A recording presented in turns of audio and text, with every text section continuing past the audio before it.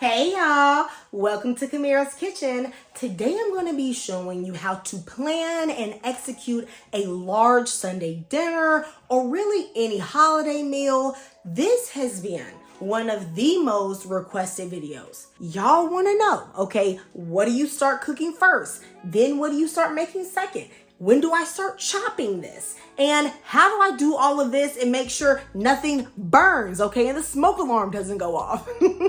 Guys, I'm gonna tell you all of that today, okay? And these tips don't just apply to the Sunday dinner I'm making today. You can use this strategy with any meal. Let's go ahead and get started. Before you even go to the grocery store or you start putting together a menu for your Sunday dinner, the first thing you want to think about is what do you already have in your house? Because you don't want to go buying more groceries. Y'all know how this inflation is out here, okay? That you do not need. So plan your menu around what you already have. For today's recipe, I'm using chicken breast, even though y'all know I don't be rocking with the chicken tata like that, okay? I'm using that because I already had it. I was going to use it for another recipe, didn't do it. So now I'm going to use it for my Sunday dinner, okay? I'm going to be doing a chicken breast smothered in like a delicious mushroom gravy. I'm also going to be making some Trinity rice, sweet potato cornbread, and some mustard and turnip greens, as well as this smothered chicken. So when you have your menu planned out, this is how you should start thinking about what order you're going to do things in. So the first thing you are going to do is the item or thing that is the most hands-off or takes the most time. In this case, I am going to start prepping the chicken first because while I have the chicken marinating after I've pounded it out, as you can see I'm doing here, I'm flattening the chicken to make it more even. I can add the spices. This can be marinating on the counter while I'm doing other things. You're going to see in this video that I'm going to show you the realistic order in which I would do things, not just like the order I would do it because I'm filming. So hopefully if you're new to this concept, you can actually cook and do the different things along with me. By pounding your chicken breast, you're going to make it a bit more tender. It can look something like this. I probably pounded this one a little bit too much, okay? And then I'm going to place my chicken breast in the marination bowl. Onto my chicken breast, I'm going to add a little vinegar. I'm going to just rub this over the chicken. And then I'm going to add a little bit of cold water on the side.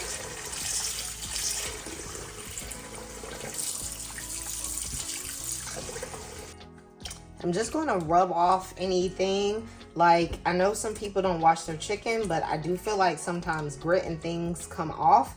If you really don't want to wash your chicken, I'm not getting into it with you, okay? This is your kitchen. You do what you want to do, okay? You know, a lot of people have questions about, well, doesn't your sink get, you know, chicken meat juice on it? Well, yes, of course, you wash your sink. Your sink is really no different than like any other pan or bowl that comes into contact with the meat.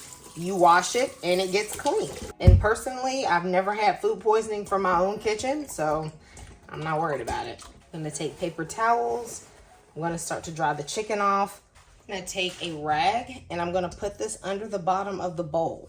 Okay, you have to remember there are meat juices on the bottom of the bowl. So I either clean the bottom of the bowl or I put a rag under it just to prevent like spreading any meat germs. And then of course I am going to wash my hands and clean my sink. I've said it before and I will say it again. If Dawn can clean them ducks, I don't know why I can't clean my sink.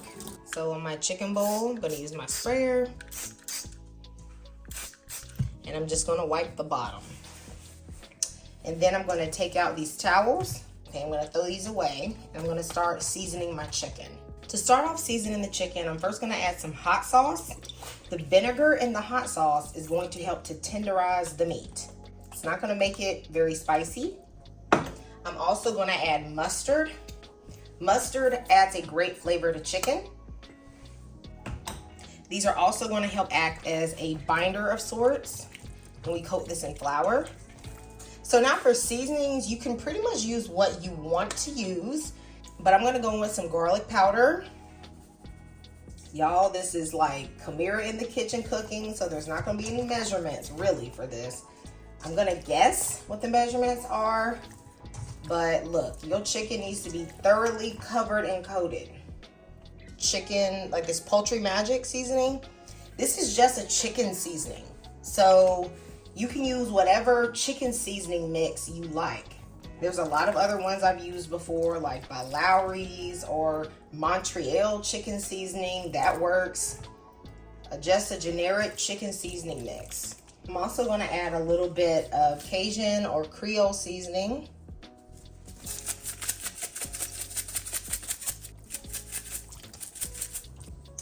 Next, I'm adding a bit of chicken bouillon. This is chicken bouillon powder. You don't have to just use this to make broth. This is actually a really good seasoning.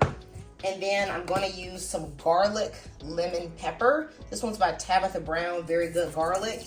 It's basically a lemon pepper seasoning with some garlic, okay? So whatever one you have, or if you want to get this one, go ahead and use it. And I'm also going to add just a pinch of salt. I'm not gonna get too heavy-handed with it because we're gonna add seasoning to the gravy as well.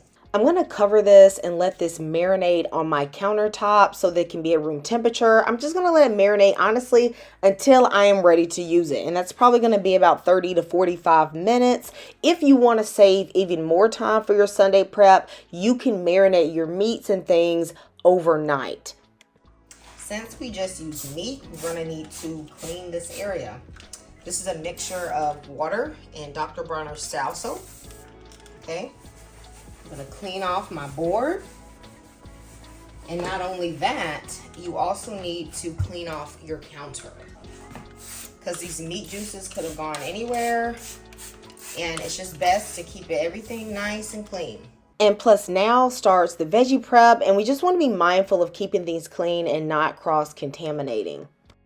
With this Sunday meal, I am not including a dessert. However, I know a lot of y'all like a little something sweet after the meal, so this is my suggestion. The night before, that's when you should make your dessert, because you don't want your kitchen to be tied up making the dessert while you're making dinner. And also, when the food is ready, I'm ready to eat, okay? I don't want to make the food and then I have to make the dessert and wait for that to cook and all that drama. I don't want that, okay? So I suggest make whatever you want, whether it be a pound cake, which actually tastes better made the day before, a pie or a cobbler, banana pudding, okay? It really doesn't matter. All of those things will last overnight. Now, this is the only caveat, okay? You got to rebuke that greedy spirit, because some of y'all gonna try to eat it on that night when you know you're supposed to wait till Sunday. Rebuke that spirit. And then you can make it the night before and get your meal ready, okay? So now I'm thinking, what is the next most hands-off things? And for me, that would be the sweet potatoes. I am going to microwave them for about 5 to 6 minutes until they're cooked for the cornbread. And once I put them in the microwave, I don't really have to touch them. So they can cook and then just be chilling in the microwave while I'm washing the produce.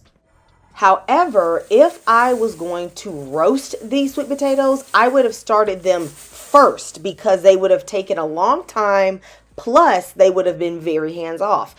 If you are getting the concept, if this tip is very helpful for you, go ahead and give me a thumbs up and give me a little heart emoji in the comments. Come on, y'all, because y'all know cooking got that love in it, all right? So if you watched my previous video, you would have seen that I did some canning. So this is the water that is left over from the canning. It's the next day, so this water is like completely cooled. It's clean, and I want to use it to wash my mustard and my turnip greens. And so I'm going to be taking out these little weeds that I'm finding in these bundles. Y'all, they selling me grass, okay? I got to take that out, right? And I am going to be greatly agitating these greens. Mustard greens, turnip greens sometimes do not look dirty. But child, you could grow a whole garden in the dirt that you be finding off some greens, all right? And if you don't wash them well, I guarantee you, you will cook them greens down and you will start feeling grit in your teeth, and the folks is going to be talking about you, okay? They is going to be slandering your name, okay? Now, I know the great-grandmama church lady with the potato salad arms way of cleaning these greens is by adding a bunch of salt to the water.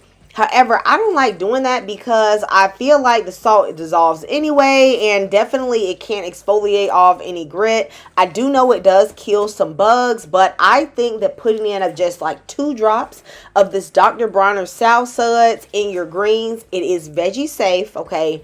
It will kill bugs because bugs can get killed by soap, and it just really strips off that dirt and any pesticides really well, in my opinion. So try this out if you've never tried it. Once I've agitated them for about just 10 to 15 more seconds, I'm going to take them out and rinse them. You don't want to let them soak in that South Suds. And I'm going to show you just how much dirt actually came off of those greens just from this agitation.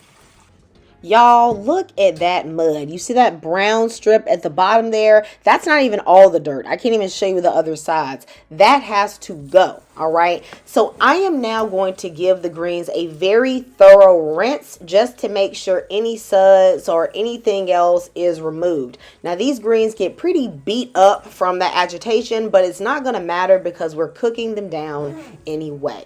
I'm going to leave these greens in the sink to drain while I start on the cornbread. So something else I think about when it comes to the order in which I cook things is, do I care if this item is hot at the end of the meal, and do I mind reheating it? When it comes to cornbread, I don't mind reheating it, or sometimes I just eat it at room temperature. You know, that's very common. In fact, this sweet potato cornbread recipe tastes best if you let it sit overnight because of the spices. So I am going to start doing that now. Now, some of you might be thinking, well, then why did you wash the greens first? Remember, we had to cook these sweet potatoes. And instead of me just standing there waiting for the sweet potatoes to cook for 6 or 7 minutes or however long it took them to get done, I was washing the greens. So you're using your time more effectively. Now, these sweet potatoes really weren't all that great of sweet potatoes. So they look kind of weird on the inside, but I was able to at least salvage the 1.5 cups of cooked sweet potato that I needed for this cornbread recipe. As I place my cooked sweet potato into my measuring cup, it's going to start cooling down because you don't necessarily want your sweet potato to be piping hot because you don't want it to start cooking that egg early. So I'm going to take this and I'm going to place this to the side while I start to combine my dry ingredients. You all know that I will bust out a cornbread mix in a minute, but today I'm going to just mix everything. I'm going to combine some cornmeal, flour, some sugar. To make this brown sugar, I'm just going to stick in a bit of molasses. I'm also using baking powder, cinnamon, nutmeg, and salt, and I'm going to mix that until it is well combined. Then I'm going to make a whale in the middle of the dry ingredients and add in buttermilk, sour cream, 2 eggs, and some butter, and then my cooked sweet potatoes, as well as a little bit of vanilla. Okay, that's just going to step everything up. I'm going to mix this until it is well combined. The mixture is going to be thicker than your typical cornbread because of that sweet potato. One thing that I love about sweet potato in cornbread is that it keeps it super moist, but you don't have to add in all of that extra butter. So this is what it should look like. I'm going to take out my cast iron skillet. Y'all know her as Sister Mabel, okay? She has been heating in the oven with that butter flavor shortening with the oven on 425 degrees. I'm going to put in my cornbread mixture and it's immediately going to start sizzling and that crustification is going to start, okay? I'm going to put this in the oven and this is going to cook for about 22 minutes. While that is cooking, now I can start chopping up the greens. Okay, you guys are seeing my flow here, I hope. These greens are going to be cut into about 1/2 to 1 inch pieces. They're going to cook down a lot, so really you can just do a rough chop. You should chop the stems because the stems of turnip and mustard greens are not very hard and thick like collard greens. And I'm going to be honest with you all, mustard and turnip greens are really some of my favorite greens. I am showing you how to make them the way that my mama made them growing up. So when I eat them, it's quite nostalgic for me. And another thing that I love about them is that they're super quick to make and they're very affordable. So I'm going to take all of my greens, I'm going to put them in my pot and I'm going to add just a little bit. This is about 1.5 cups at most of water. They are going to be cooking to the side at medium heat for about 15 to 20 minutes. You can just check on them periodically. Really, you just want to wilt them. Now, while that is cooking, now I'm going to start my chicken. So I'm going to add some flour to a bowl, and then I'm going to season this flour with some complete seasoning as well as some Creole seasoning. You can use any seasoning you want, okay? I am only going to use 2 of the chicken breasts that I seasoned because I just felt like these were just some ginormous steroid chicken breasts, okay? It was just so much meat going on. I really didn't feel like all of this meat was going to fit in my pan, so I just cut 2 of the chicken breasts in half, so then I would have 4 normal size portions of chicken. The other 2 chicken breasts I just saved for later on in the week, and I made a different recipe with them. And that's really another tip. This is something I do a lot. If I have a whole pack of meat and I know I don't want to cook it all, I'll still go ahead and prep it and season it. And then when I get back from work one day, yes, y'all, I do work a day job, okay? I can just cook it really quickly after work. Now I'm going to take my second piece of chicken breast. I'm going to cut that in half, and then I'm also going to lightly coat it in flour. Now, do not throw this seasoned flour away. We will be using this later on in the recipe to help thicken up the gravy.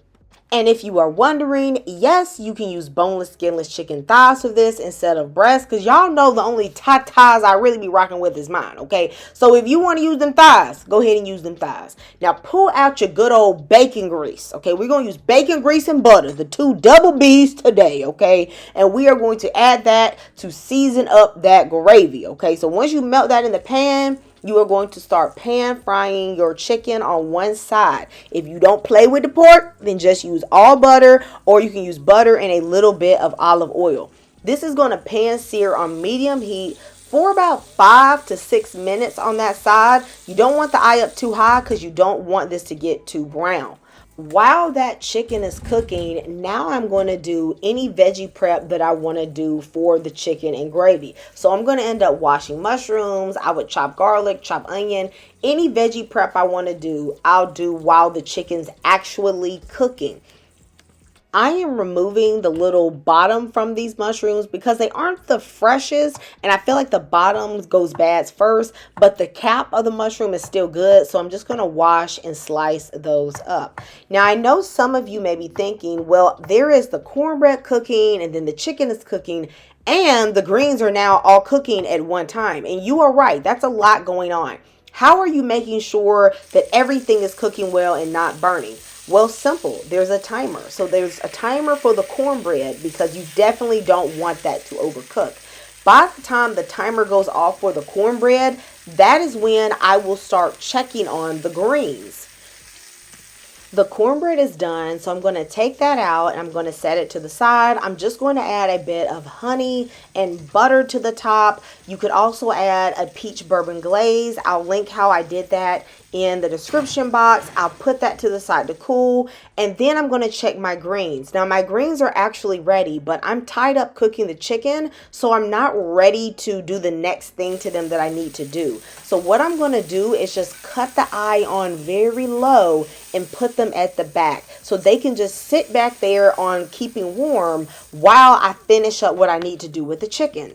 The chicken is not all the way cooked. It's about 80% done, but that's fine because I'm going to cook it in this gravy. And I did wipe my pan because I had some burnt spices on the bottom and I didn't want that flavor to get into the gravy. I'm essentially making a DIY cream of mushroom soup right here, but this tastes way better than anything Campbell's could do. All right, so we're going to saute these mushrooms with some garlic butter, a little bit of onions. I'm adding a bit of this, what is this sauce? You know what I'm saying? Just a touch for some flavor. And then I'm going to put in about 2 tablespoons of this seasoned flour.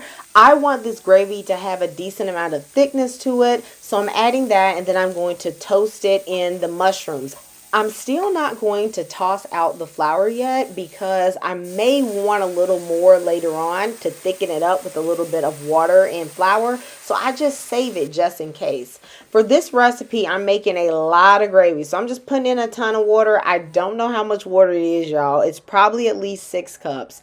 Then I'm going to add some fresh thyme. You know, I love fresh herbs. And then I put about a tablespoon more flour with water. Just felt like I wanted it to be thicker. And then I cook this on a rolling boil for about 2 to 3 minutes to allow it to thicken up.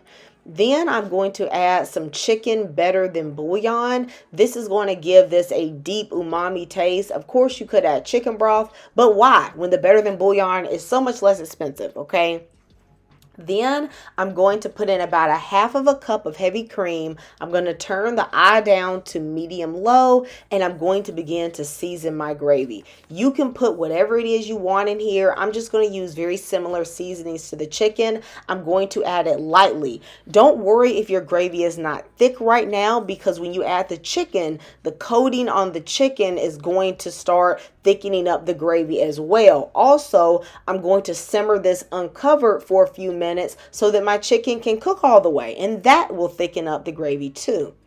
I'm going to let the chicken simmer uncover on a medium low in total for about 10 minutes in order for it to finish cooking. That being said, if my chicken is done before I'm finished with the rest of the dishes, I'm going to turn it down to the lowest heat setting and just let it simmer covered so it can stay warm while I'm cooking everything else. While my chicken is simmering, now I'm going to do the Trinity rice. This is just a very simple flavored rice. I'm adding in about a tablespoon of garlic herb butter, and then I'm going to put in the Trinity bell peppers, onions, and celery. I'm going to saute that for about 2 to 3 minutes until it's nice and fragrant, and then I'm putting in a cup and a half of white rice. I'm going to toast that in the butter for about 3 minutes before I put in 3 cups of water. I'm going to also add in a touch of better than bouillon, a bit of salt, a little bit of seasoning. Once the rice comes to a rolling boil, I'm going to cover this and let this cook on the lowest heat setting, covered with a little bit of parchment paper to trap in the steam for about 15 to 20 minutes. While the rice is cooking and the chicken is just kind of staying warm on low, I can pull my full attention to these greens. They have cooked down and they are nice and tender. When I tell y'all these are the simplest but most delicious greens you'd have never had, baby, you just gonna have to trust me, okay? So in a cast iron skillet, got to be that good old cast iron skillet, okay? You're gonna add some olive oil, and then you're going to start to fry the greens. You want to work out all the moisture, like the residual, I guess, water that the greens have. And you're just going to put a bit of salt, a bit of pepper. I'm going to add a little bit of onion, as well as about 3 thin pieces of fat back.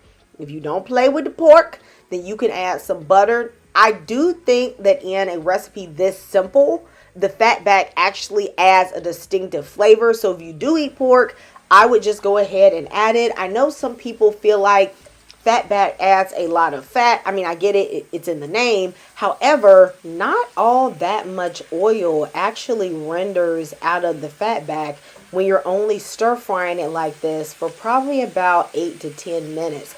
I am going to just keep stirring these greens until they cook down. As you can see, they're getting smaller and smaller and smaller, all right? You don't want to add too much salt in the beginning because the fat back has a lot of salt, and I want that salt to flavor these greens. This is a very simple but very delicious and a little bit addictive greens recipe, okay? Let me know if you're going to try this greens recipe because I know you are going to love it. Now, at this point, all the food is done. All right, my greens are done. My cornbread is done. My chicken and mushroom gravy is finished and it is still warm. And my rice is finished and that is still warm as well.